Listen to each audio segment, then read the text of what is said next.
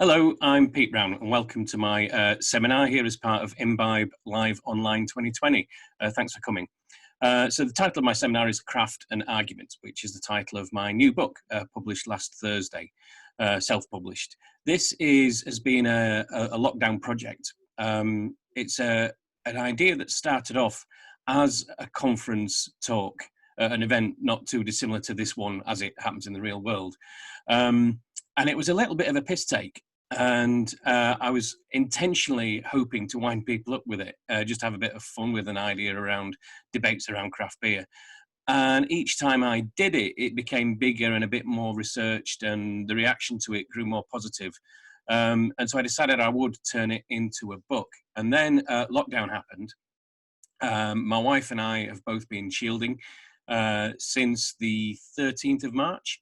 And I've not really left this room or my garden just outside. I certainly haven't left the house since then. And as we know, hospitality was the first industry to be hit. And if you're a freelance writer writing about hospitality, then things go dead pretty quickly. All my work dried up. My wife, who runs a literary festival, her event was cancelled.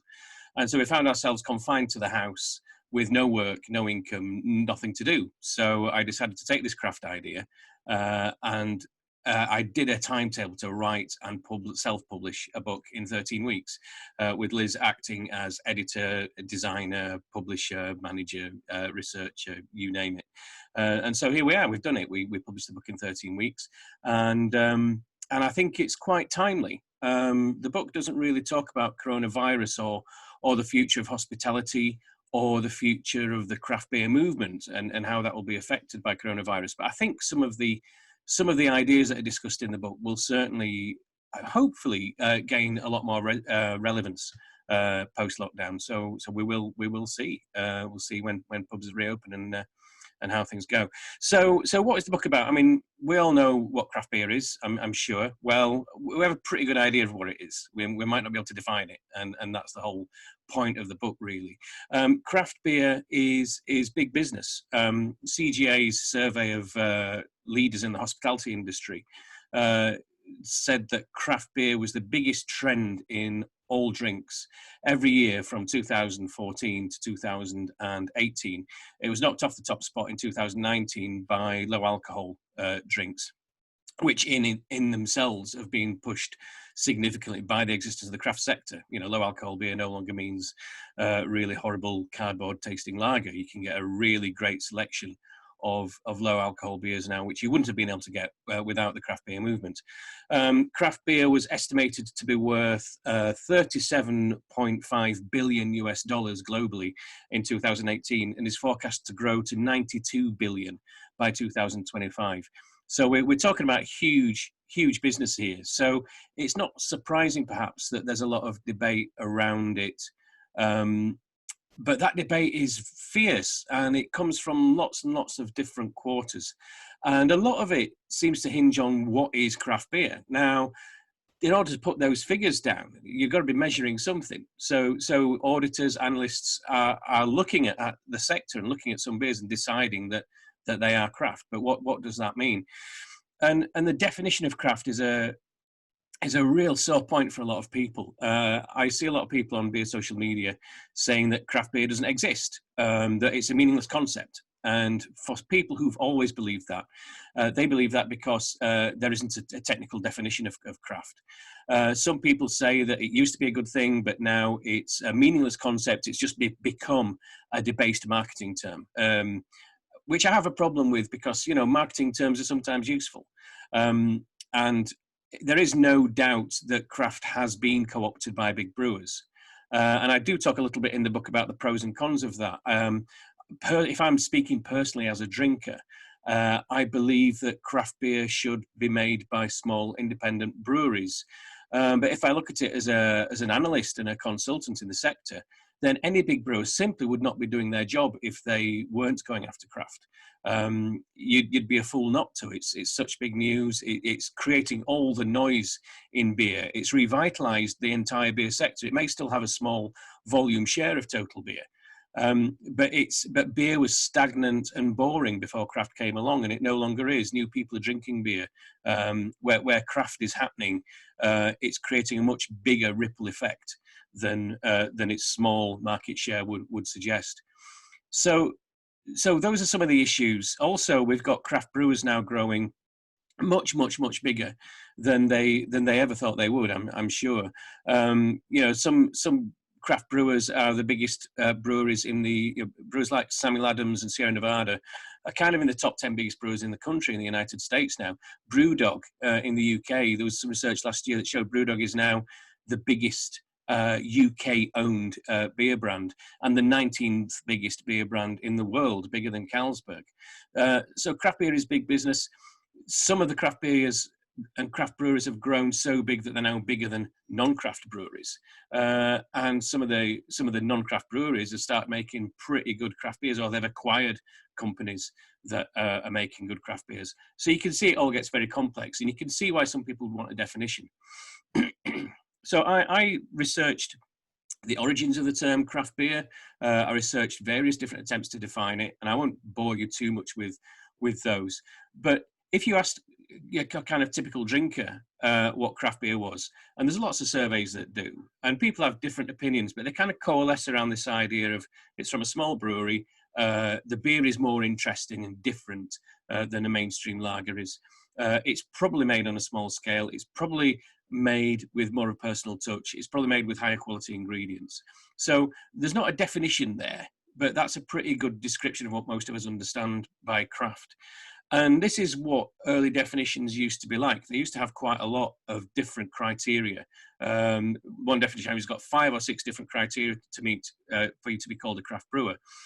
And you immediately start to run into problems when you take those terms and say, right, in order to be a craft brewer, you have to be this, as opposed to saying a lot of craft brewers are typically like that. So, for example, a definition by a guy called Vince Catoni, which he wrote in 1986. That's how far back this debate goes. He listed various criteria like, well, it needs to be marketed locally. It needs to be small. It needs to use traditional ingredients and methods. And yeah, I would expect those things to be true of a craft beer. But if you say it can only be marketed locally, then as soon as a craft brewer starts selling beer abroad or even in a different region, then it's no longer a craft brewer. If a craft brewer is really successful and it grows, then it's no longer a craft brewer. And so if you make these into definitional mandatories for a craft beer, for a craft brewery, then you start to limit and stifle what craft beer can be. So that's problematic. And so what's happened with more recent definitions, the most famous one is from the American Brewers Association, and it went into some detail defining what small, independent, and traditional meant. Traditional went out the window because craft beer became very innovative. So it seems nonsensical to say that you should penalise a craft brewer for using new, bold, innovative ingredients and techniques. So that went. Then, as I said, some craft brewers got very big. And so small went from the definition. And so the only meaningful aspect now of craft beer definitions, certainly in the US, is that it's an independently owned brewer. Or that it's majority owned by itself or by another corporation, which is itself a craft brewer.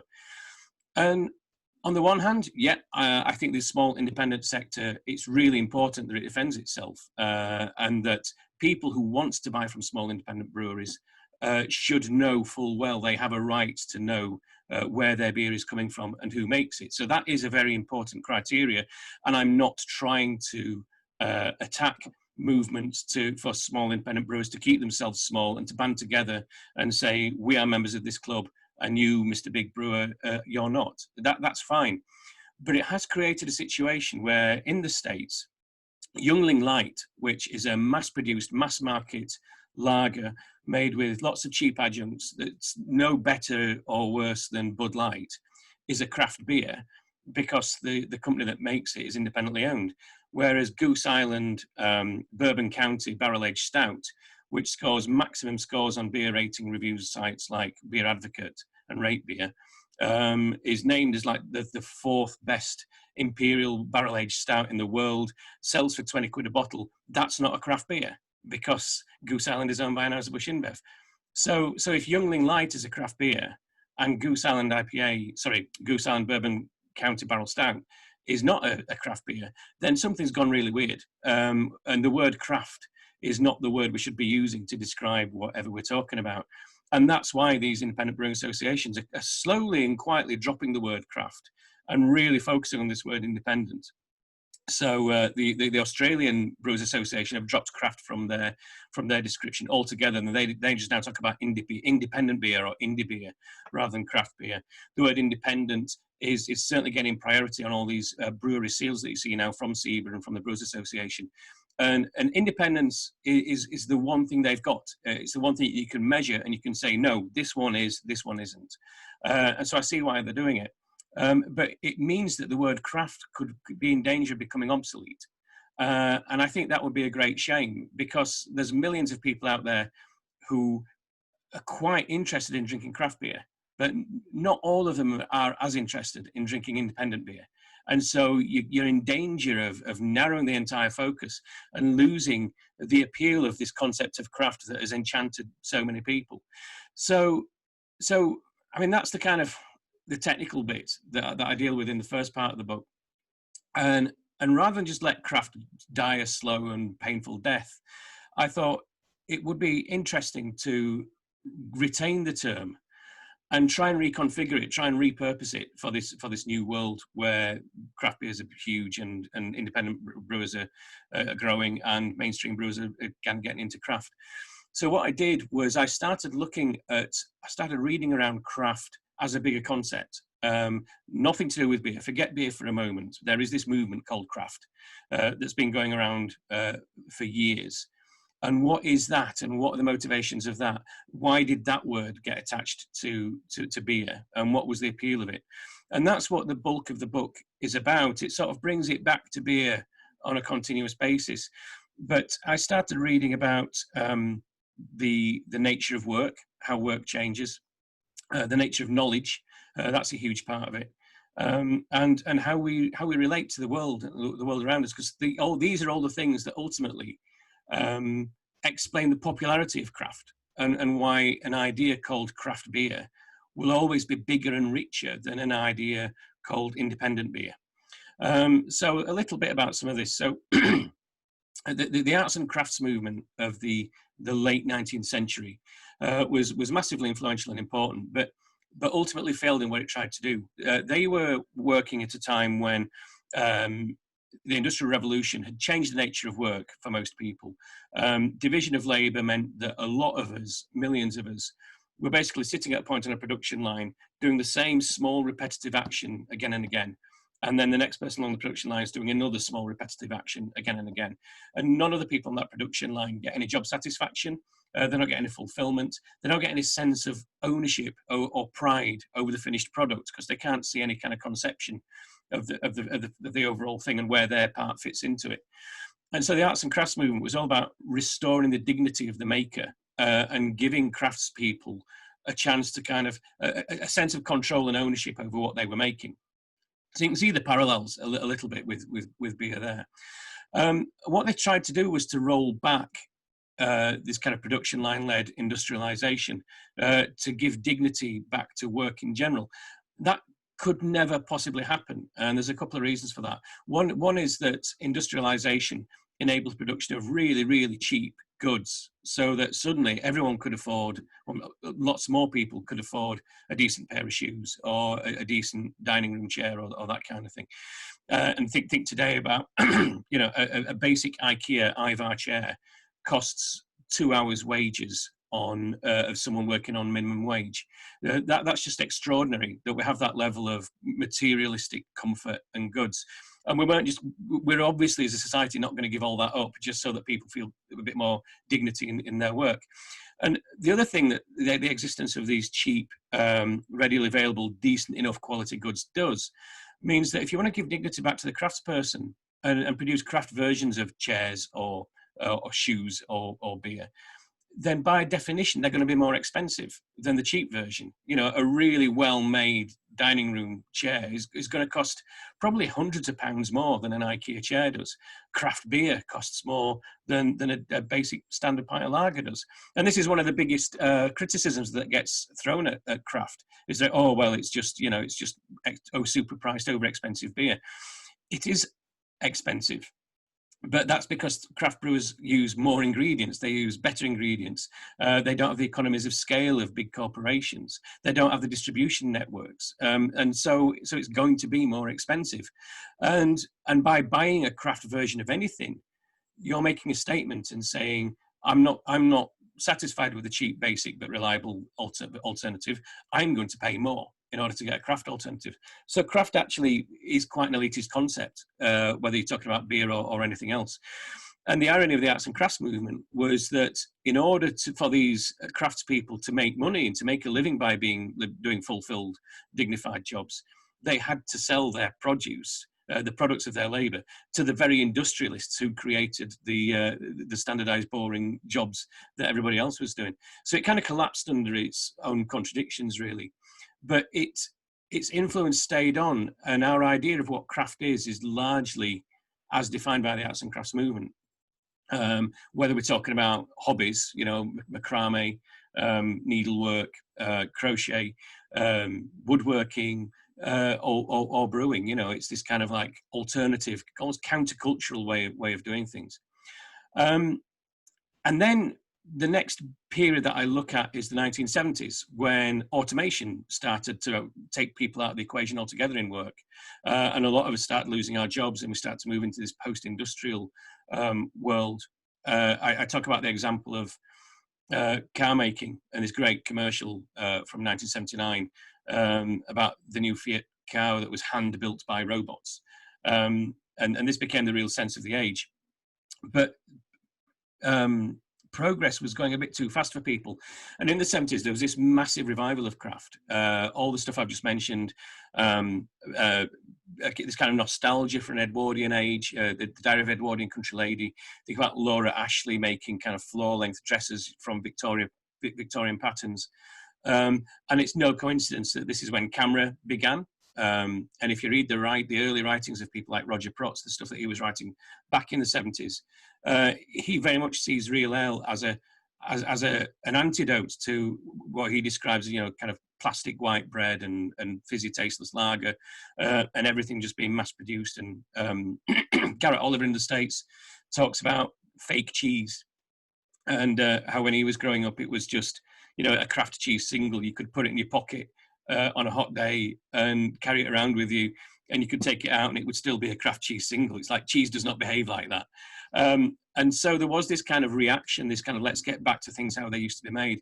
And it's not entirely true. When we do tend to see the past with rose-tinted spectacles, and nostalgia's got a lot to do with it. If you take the Hovis, as good today as it's always been, it's when you hark back to this kind of pastoral time of the little boy pushing his bike up the hill to the baker's to get a loaf of bread, the bread he was probably getting at that time was probably awful. The flour was probably stale and rancid. They were probably using adjuncts to fill in because there wasn't enough flour to go around and things like that. And a loaf of Hovis now is probably better than it was back then. Not as good as it's always been, even though it's the big industrialized, standardized, tasteless alternative. We're actually lucky to have that. And so craft takes this nostalgia for the past and reinvents it. We pick the bits that we imagine from the past and kind of revive them in a modern way. And that's a very appealing idea.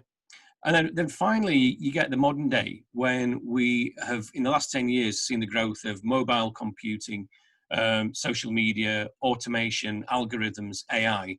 And once again, we're all working in offices, or used to be working in offices before this happened.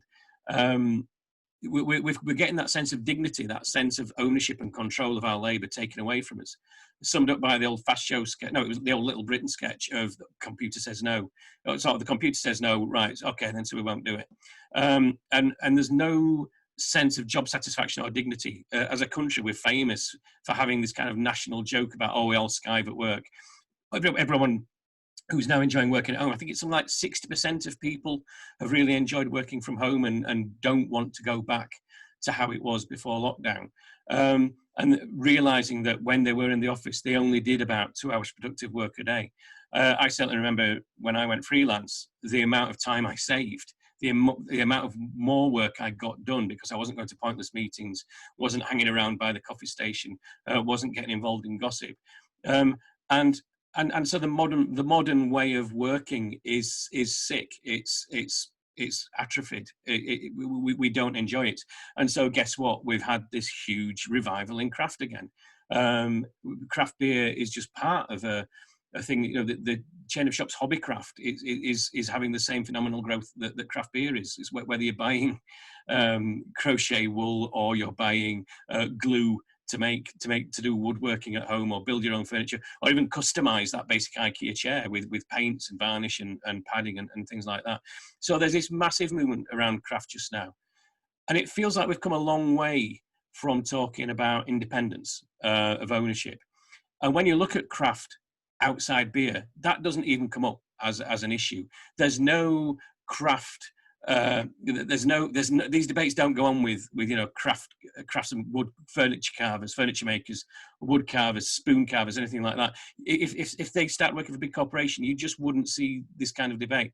And what we're talking about instead is dignity of work, how we spend our working time, how we spend our leisure time, and what we do with our hands. You know, we're still physical beings, and we spend most of our time either just swiping screens or tapping keys.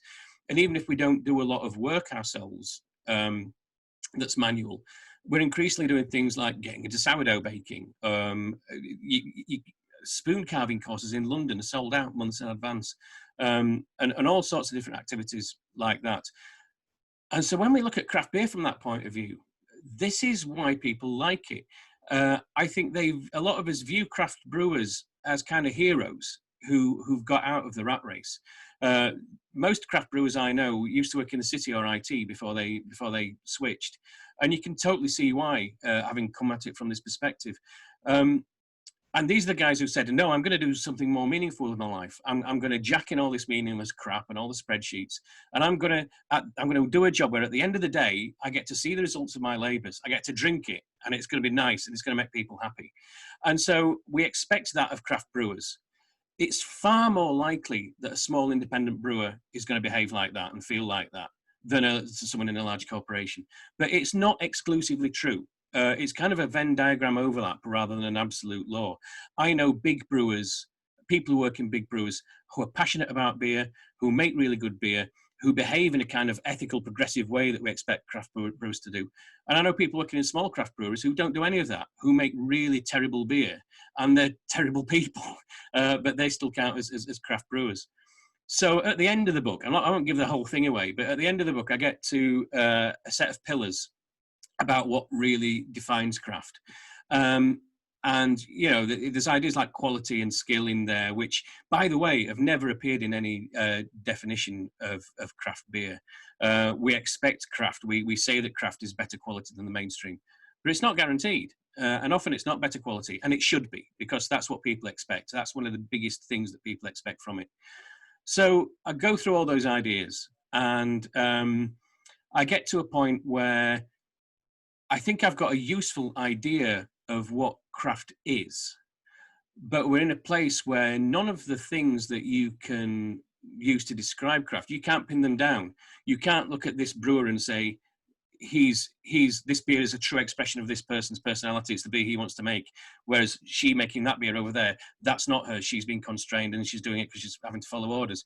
You can't measure these things. So you arrive at an idea of what craft beer is that isn't measurable and isn't definable. So is that of any use to anybody? Well, I would argue that it is, because measurement is the tool of big brewers. It's the tool of the establishment.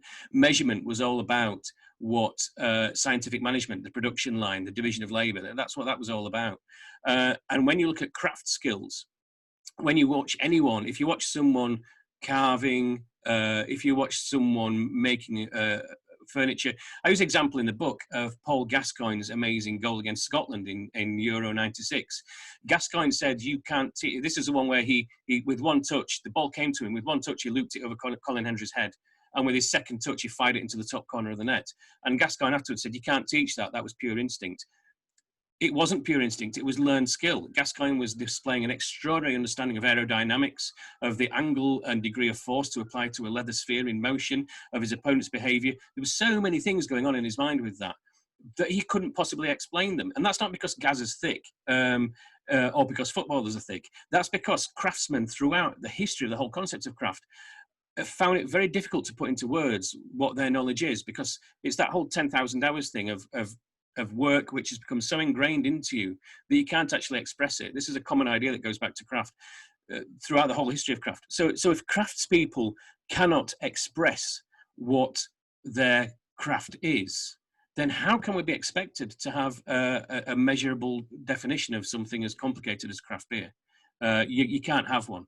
And the fact that there isn't a measurable definition does not mean that craft is not a thing. If there's a lack of a definition, that doesn't mean that the thing does not exist. We used to think the sun was a chariot pulled by horses across the sky. We had the definition of it completely wrong, but the sun still existed. You know, there are millions of people drinking craft beer who've got a rough idea of what it is, but they couldn't possibly pin it down into a tight definition. And I think craft prospers without that definition. So to kind of sum up, it feels that craft is a very, very useful concept. I feel it's a very rich concept, much richer than I even realized when I started writing this book. I think it means that some big corporate brewers are capable of producing craft beers. For me, this is where Goose Island Bourbon County fits in. It is a craft beer because it's made by someone who fits my idea of what a craft brewer is, and the product fits my idea of what a craft beer should taste like and look like. And the fact that it's owned by a big corporation is irrelevant. Now, it's an outlier in beers that are owned by big corporations, but it's still a craft beer. And that's not welcome news to the small independent brewers who are trying to defend themselves from big beer. But it's a useful concept from a consumer point of view. And maybe if we think about craft beer in these terms a little bit more, rather than just being obsessed with independence. And like I say, it's vital that we have an independent brewing sector. Independent brewers need to be protected. They provide the dynamism and forward motion in the beer market. So I will support any campaign for small independent brewers protecting themselves. But the word craft, the term craft beer, is bigger than that. And small independent brewers do not have total ownership of it. Not every small independent brewer is a craft brewer. Some big brewers are. So that's food for thought. I think it provides, I hope it provides a refreshing perspective on this thorny problem. And I hope it reminds us what the appeal is of craft beer and why it's worth protecting, why it's worth fighting for, and why it's worth doing it properly. Because if you do, there's money to be made from people who really, really care about the deeper rhythms and deeper ideas that are part of craft. So if you're still with me, thank you very much for watching. I wish I could do this in real life, and hopefully we'll be able to soon. Cheers.